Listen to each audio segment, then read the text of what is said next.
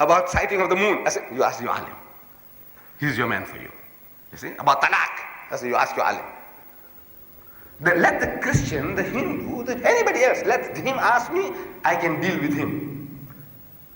Our own, I said, look, we have better men than me. Ask them. This is a world of speciality, world of specialization. I have specialized, therefore people want me for this specialization. So mine is comparative religion.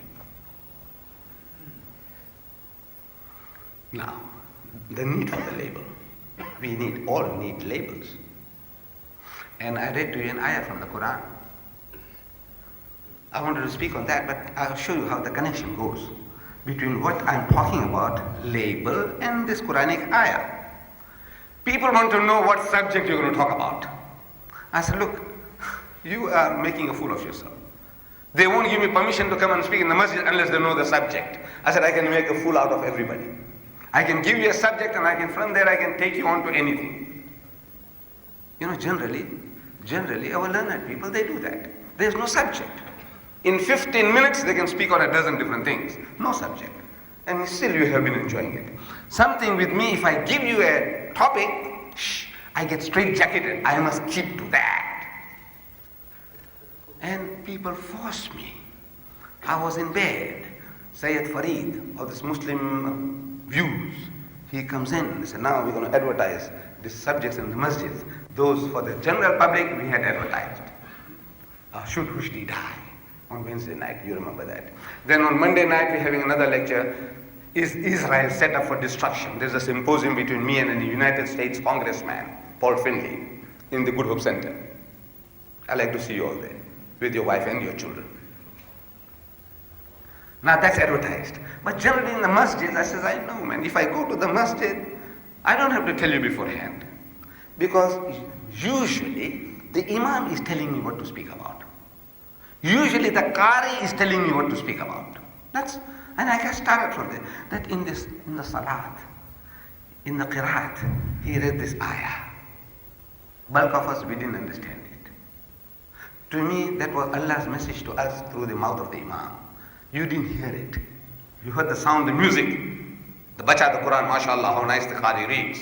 That you understood. But what was he saying? You didn't know. So now I feel happy to share that with you. I said, you see, the qari was telling, وَالَّذِي أَرْسَلَ رَسُولَهُ بِالْهِدَىٰ in the first rakat, وَالَّذِي أَرْسَلَ رَسُولَهُ بِالْهُدَىٰ وَدِينِ الْحَقِّ لِيُظْهِرَهُ عَلَى الدِّينِ كُلِّهِ وَكَفَىٰ بِاللَّهِ شَهِيدًا. I said, you see, this ayah is also in two other places, but a little variation. Now, because I have this type of knowledge, now I'm sharing with you. It makes you happy, and it makes it easy for me. I just pick it up. Or I can pick it up anything like the heels, and I can carry on about salat and everything that goes with it. I can lecture to you people, I can talk to you people for an hour, and you'll enjoy it. You see, there are people, wallah, there are people. I know in the Cape and generally in the world, they just have to hear the name Ahmed, Deedat, and they fill up the halls. And I am forced to give you different topics. You know why? Because there are people who follow. There was a time when I was coming to the Cape, we used to tell people, please don't follow. It will be the same subject everywhere. We advertise, why comparative religion? And we tell you, don't follow us. Don't come. Leave the people of the place to come and enjoy. You mustn't follow. Guy from Hanover coming here and the guy coming from where? You know, from Athlone coming here. No, there's no place even for you people, local people here then. I said, no. So we tell you, don't come. But there are times that when you go impromptu, there are certain group of people who follow you. Willy-nilly, whether you like it or not. I go to Kenya, same thing happened. They're with me. Now I'm forced, I can't keep on repeating the same thing. I'm boring them. The general public, they're happy. But this group of mine, the group that goes with me, they're getting bored. I said, this is the only thing Deedat knows. So I have to change. And now they want the topics. So I'm forced to give a topic. I say campaignology. So there's Deedat going to speak on campaignology. So before the meeting, the chairman, a medical man, doctor, is asking me, what is campaignology? I said, no, you wait with the others. I will tell you people what campanology is. You see? I said, no, shh. Let me know, I said, that's very unfair. So as soon as I stood, I said, you see, the chairman wants to try and get it out of me, but I didn't give it to them. Then I went on to explain what is campanology, and the people enjoyed it. So they enjoy anything. Because you love me so much. It's the love. See, it's the love that people have for you. You can speak any nonsense. People love it. It's your love for me that makes it. You say you overlook my shortcomings, everything you'll overlook. Uncle is all right. Maybe he's aging now. He's not like before, but still all right.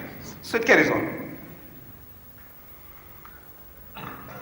The ayah I read from Surah Nisa. Surah Nisa is chapter 4. And I have been telling people, and I can't help repeating it, that if you have a Quran at home,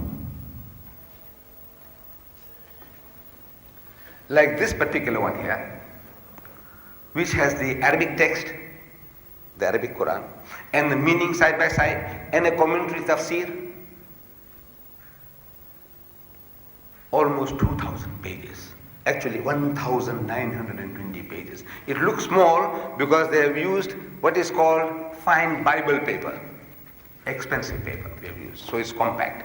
Previously it used to be this thick, printed in India and Pakistan, same Quran, same page for page, but because of the paper it was so thick, so we had to make it into 3 volumes. Give you one, same Quran, page for page, but it became as thick like that. So they had to make it in 3 volumes. This we reduced it by using better paper, compact size. By photostatic process, made it smaller than that other unusual size. That's all, but the page for page same. Every Yusuf Ali's translation in the world is the same, page for page, no difference. Because everybody is stealing by photostatic process. Nobody has the time or the patience to rewrite the script, set the types of the meaning and the commentary. Today, if anybody did that, it will cost you 100 rands each. If you printed 10,000, it will still call you 100 rands each. If you did all that, nobody's got the time to do that. It's too expensive for 2,000 pages, too expensive. So everybody steals by photostatic process and has it reproduced. So you don't have to do all that. The typesetting, the Arabic, the English, the commentary. It becomes easy, cheap. That makes it cheap. Then mass production makes it cheaper. So this particular one, my society, we have done almost up till now, 185,000 we have given out. 100. And at the moment we have placed an order for another 100,000 of these Qurans at a cost of about 20 rands each to print 100,000, and it's cheap. If you know about publication, 100,000 for 20 rands is cheap for 2,000 pages today. But of course, I am offering it to my Muslim brothers for 5 rands. 5 rands, believe me, no joke, no catch. 5 rands for 2,000 pages. There isn't another book on earth you'll ever be able to buy, not even the Bible, for that price. 2,000 pages for 5 rands. This type of a book. And this is not bluffing. You say, look, you write to me and I'll send it to you. No, we have them in the motor car outside. When you go outside, you can pick it up. 5 rands each. And if you haven't got 5 rands today, next meeting, every meeting we'll have, including the Good Hope Center, it will be available. So you don't have to rush for the car and upset everything there, because this afternoon at the Kipin Mosque there was a stampede. People were fighting for the Qurans.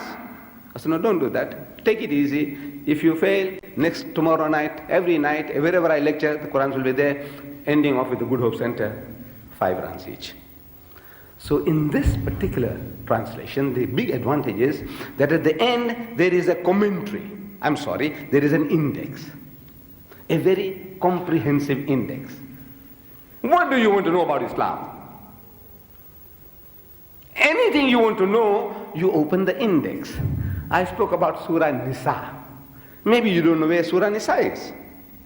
In your Quran at home, the Arabic Quran, you don't know where to find Nisa. There are 114 chapters. This is only one of them. Where will you find it? So, I said, open the index, just like a dictionary. Nisa and the N. N-I-S-A-A, Nisa. This is chapter 4. 4 is easy to find because every page is numbered. Once you found it, I say ayah number 86. Easy to find, 86. Once you found chapter 4, 86 is easy to find. You found it. Now, I want you to go home and check it up. Not only me, anybody, any learned man, he gives you any references from the Quran, make a habit of going home and checking up. Not that you distrust the speaker. You think he was deceiving you. You think he was pulling a fast one on you. No, no, no. When you go and check it up, you are strengthening your knowledge. You see the verse, you read it, you see the translation. You say, yeah, this is what the Shaykh Imam was telling me, yes. And the commentary, further expansion, some new angles, which the Shaykh might not have had time to explain to you. All this, your knowledge is increasing. And once you have done that, now you can share it with other people. See, this is the secret. You must share. To get more, you must share. But just by listening, you get very, very, very elated, mashallah. The Shaykh delivered a beautiful lecture. What? What did he say? It was very good. It was very nice. Beautiful. What? And maybe he touched 12 subjects in 15 minutes. Which one are you going to remember? No. Reference. And something you like, maybe he didn't give you a reference. Go and ask him. Say, Ya Shaykh, where about is this in the Quran? So he says, this is in Surah Nisa. Where about what? He said, well, look up the 4th ruku, you know the section. He might give you that way. Or Sipara so and so. So many siparas. But if you can get the chapter and the verse, very easy. You want to know, what do you want to know? This book here, what do you want to know? Everything on your fingertips. You want to know about marriage in Islam. Whom you can marry, whom you can't marry. Look at the M, marriage. Everything is given to you. That you can't marry mushriks. Don't allow your daughters to marry mushriks. Of course, you can't marry your mother, your sister, your daughter, that you know. But it's all there. Even that is there. You can't marry your aunties. It's all there. But bulk of our people, they don't know. They're getting caught out. My daughters, meaning the Indian Muslims' daughters in Natal and the Transvaal, they're running away with the mushriks. See, because Indian to Indian. We are same nation. Allah says, وَلَا تَنْكِحُ الْمُشْرِكَاتِ حَتَّى يُؤْمِنَّ, and do not marry mushrik women until they believe. But who knows the Quran? We don't know. Here I find that our Muslim girls, Malay girls, are marrying mushriks. They don't know. The other guy is an Indian. I'm an Indian. He said, Deedat is an Indian. He said, yes. Mr. Muhammad is an Indian. He said, yes. Specialized. Therefore people want me for this specialization. So mine is comparative religion. Now, the need for the label. We all need labels. And I read to you an ayah from the Quran. I wanted to speak on that, but I'll show you how the connection goes. About sighting of the moon, I said, you ask your alim. He's your man for you. You see? About talaq, I said, you ask your alim. Let the Christian, the Hindu, anybody else, let him ask me, I can deal with him. Our home, I said, look, we have better men than me. Ask them. This is a world of speciality, world of specialization. I have special. He comes in and says, now we're going to advertise these subjects in the masjids. Those for the general public, we had advertised. Should Hushdi die? On Wednesday night, you remember that. Then on Monday night, we're having another lecture. Is Israel set up for destruction? There's a symposium between me and a United States congressman, Paul Finley, in the Good Hope Center. I'd like to see you. Between what I'm talking about, label, and this Quranic ayah. People want to know what subject you're going to talk about. I said, look, you are making a fool of yourself. They won't give me permission to come and speak in the masjid unless they know the subject. I said, I can make a fool out of everybody. I can give you a subject and from there I can take you on to anything. You know, generally, our learned people, they do that. There's no subject. In 15 minutes, they can speak on a dozen different things. No subject. And still you have been enjoying it. Something with me, if I give you a topic, I get straight-jacketed. I must keep to that.